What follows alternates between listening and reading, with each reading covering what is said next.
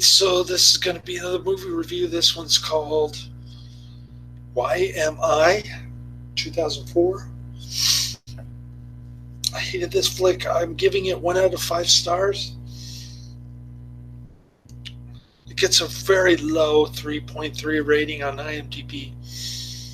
It's got William Smith, Ermey, Peter Brown. So this is I didn't. I guess I missed Peter Brown because I don't remember his character in this one. But if he was in it, it's the first time that I've seen him and William Smith together since the Laredo TV show in 1966. So that was kind of interesting. But other than that,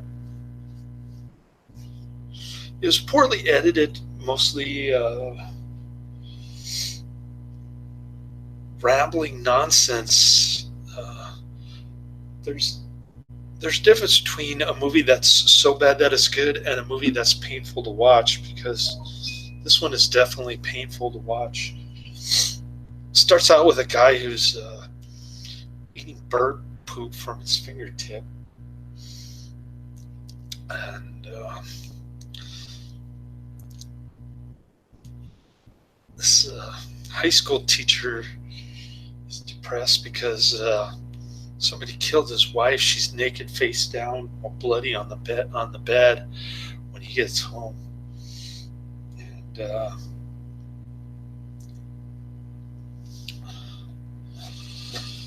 so he sits down with William Smith and Ermey,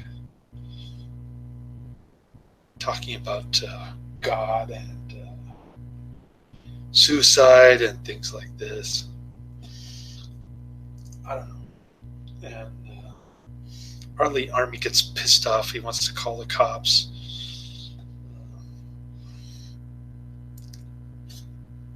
The guy takes off, and then we're subjected to these three annoying high school teenagers. I guess they're on some kind of suicide death wish.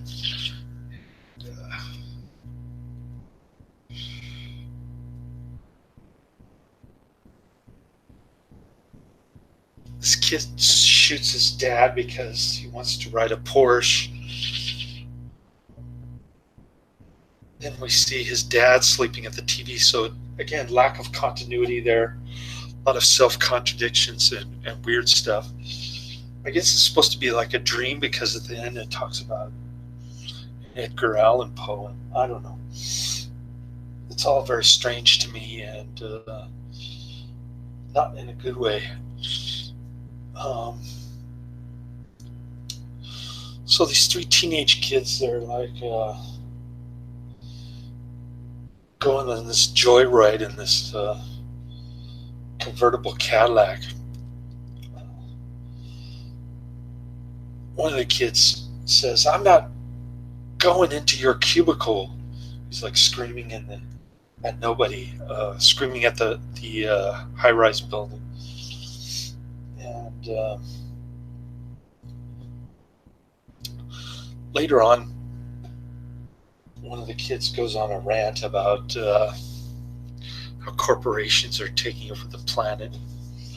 Some socialist nonsense that he learned from Bernie Sanders, probably. He's going to be the next president. He's going to make everybody get paid using other people's money to sit at home and watch Netflix, probably. And anyways, so it goes on. They bump into these two, this woman and this man, or maybe it's a girl, I don't know. But she's got her panties hanging out. There's a lot of nudity in this, by the way, but not very interesting. I guess it's one of the kids' 18th birthday, so they go to a strip club before that, and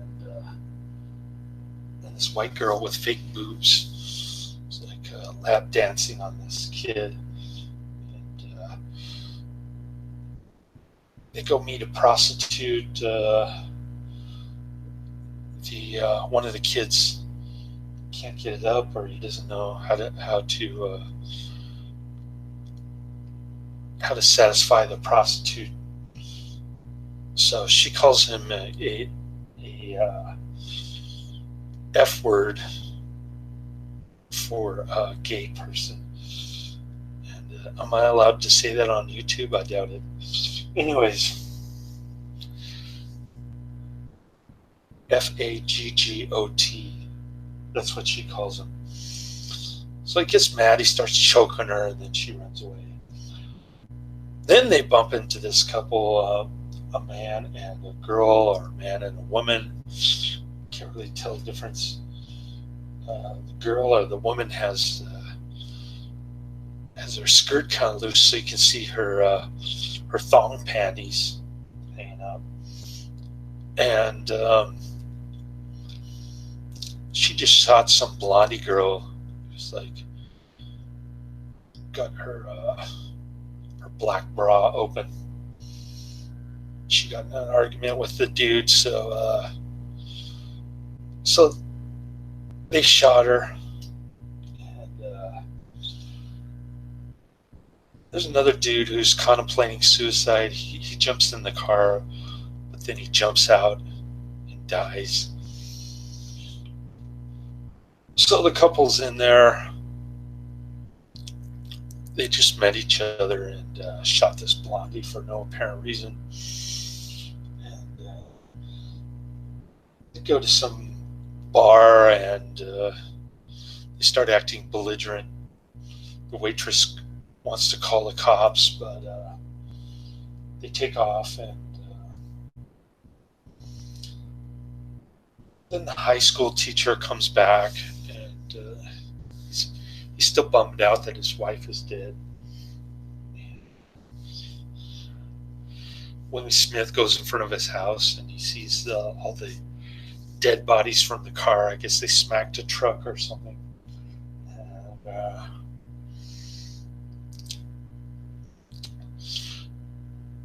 And the last part of the movie is just the depressed high school teacher. Not much going on there.